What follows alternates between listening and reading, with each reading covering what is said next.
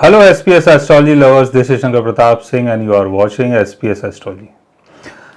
दोस्तों आज का सवाल लेते हैं और आज का सवाल हमें भेजा है DK क्लासेस ने, इनके चैनल का नाम है और ये लिखते हैं sir my father has 7 planet conjunction in 11th house, please उसको कैसे एनालाइज करें इसके ऊपर वीडियो बना दीजिए।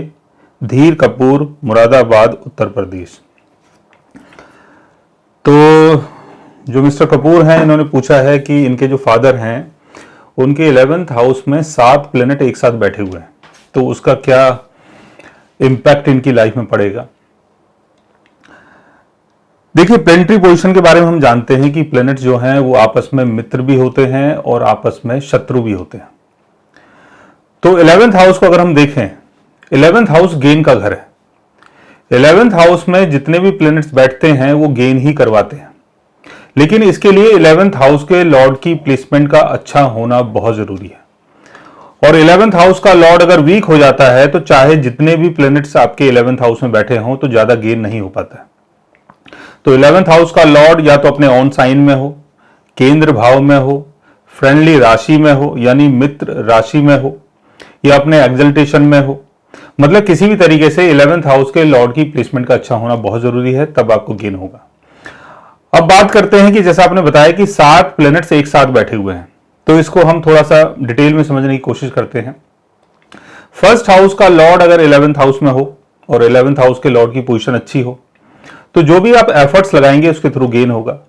सेकंड हाउस का लॉर्ड अगर 11th हाउस में होता है तो जो आपका परिवार है उसके थ्रू गेन होगा और इसको हम लक्ष्मी योग भी बोलते हैं।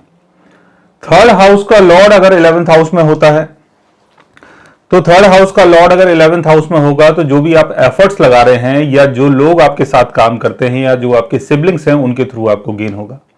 फोर्थ हाउस का लॉर्ड अगर 11th हाउस में होता है तो अपने परिवार के थ्रू, अपनी मदर के थ्रू, प्रॉपर्टी के थ्रू, होमलैंड के लोगों के थ्रू, एजुकेशन के थ्रू, इन सब चीजों के थ्रू आपको गेन होगा।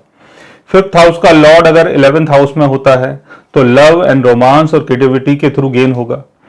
और 6th हाउस का लॉर्ड अगर 11th हाउस में होता है तो कोर्ट केसेस के थ्रू गेन होता है, फाइटिंग के थ्रू गेन होता है, लिटिगेशन के थ्रू गेन होता है। 7th हाउस का लॉर्ड अगर 11th हाउस में हो, मैरिज के थ्रू, पार्टनरशिप के थ्रू, ट्रेड के थ्रू। 8th हाउस का लॉर्ड अगर 11th हाउस में हो तो मिस्टिकल नॉलेज के थ्रू, एस्ट्रोलॉजी के थ्रू, तंत्रा के थ्रू, मंत्रा के थ्रू, सीक्रेट जो भी आपके सोर्सेज हैं उनके थ्रू गेन होता है। 9th हाउस का लॉर्ड अगर 11th हाउस में होता है तो हायर एजुकेशन के थ्रू, लॉन्ग डिस्टेंस ट्रेवल के थ्रू गेन होता है। 10th हाउस का लॉर्ड अगर 11th हाउस में होता है तो आपका जो करियर है उसके थ्रू आपको गेन होता है और कई बार गवर्नमेंट के थ्रू भी गेन होता है। 11th हाउस का लॉर्ड अगर 11th हाउस में होता है तो जो भी आपका नेटवर्क सर्कल है उसके थ्रू आपको गेन होता है। और अगर 12th हाउस का लॉर्ड अगर 11th हाउस में है, अच्छी पोजीशन में है, तो बाहर के जो भी आपके रिसोर्सेज होते हैं वहां से आपको गेन होता है, यानी अब्रॉड से। तो ऐसा गेन तो है, लेकिन इसके साथ साथ आप एक दो चीजें भी देखें कि 11th हाउस में सारे प्लैनेट्स बैठे हुए हैं, वो अलग अलग तरीके से गेन करवा रहे हैं। लेकिन अगर 11th हाउस में जैसे आपका फर्स्ट हाउस का लॉर्ड और 6th हाउस का लॉर्ड अगर आपस में एनिमी है और वो दोनों अगर एक साथ 11th हाउस में बैठते हैं तो यहां पर थोड़ा बहुत आपस में इनके विरोधाभास चलेगा, यानी वहां पर गेन भी होगा और लॉस भी होगा। अब फर्स्ट हाउस का लॉर्ड, 8th हाउस का लॉर्ड अगर आपस में एनिमी है और दोनों ही हाउस के लॉर्ड अगर 11th हाउस में आ जाते हैं तब भी थोड़ी बहुत प्रॉब्लम होगी। आपकी जो इनकम है उसमें अचानक से लॉस हो सकता है, यानी जहां से भी आपकी इनकम आ रही है हो सकता है वो आपकी इनकम बंद हो जाए या कुछ कारण ऐसा बने जिसके कारण जो आपकी इनकम है उसका लॉस हो जाए। जैसे 8th हाउस का लॉर्ड अगर अपने डेबिलिटेशन में है, 11th हाउस में है, एनिमी साइन में है, तब ये सारी चीजें होंगी। अब 6th house, 8th house, 12th house, तीनों हाउसेस के लॉर्ड्स अगर 11th हाउस में चले गए, 4th हाउस के लॉर्ड के साथ चले गए, 2nd हाउस के लॉर्ड के साथ चले गए, तो जहां भी आप इन्वेस्टमेंट कर रहे हैं वहां अचानक से गेन आपको होगा और अचानक से ही आपको लॉस भी हो सकता है।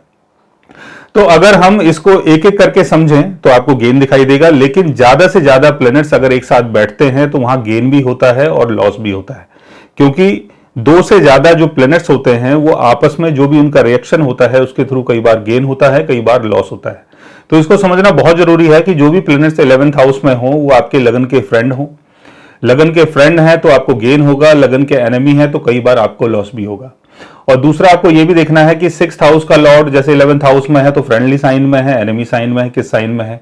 8th हाउस का लॉर्ड 11th हाउस में है, किस साइन में है। 12th हाउस का लॉर्ड 11th हाउस में किस साइन में है। अगर अच्छे साइन में इनकी प्लेसमेंट होती है और एक से ज्यादा प्लैनेट्स अगर 11th हाउस में होते हैं, 11th हाउस का लॉर्ड अगर इनको सपोर्ट कर देता है तो आपको मासिव गेन होता है। तो इस तरीके से चीजों को आप समझ सकते हैं। और मिस्टर कपूर ने जो अपना क्वेश्चन रखा है बहुत ही अच्छा क्वेश्चन था।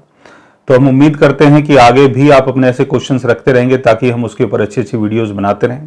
सो गाइस, आज मैंने आपको बताया कि एक से ज्यादा प्लैनेट्स अगर किसी हाउस में होते हैं, स्पेशली अगर 11th हाउस में होते हैं, तो उसका क्या इंपैक्ट हमारी लाइफ में पड़ता है।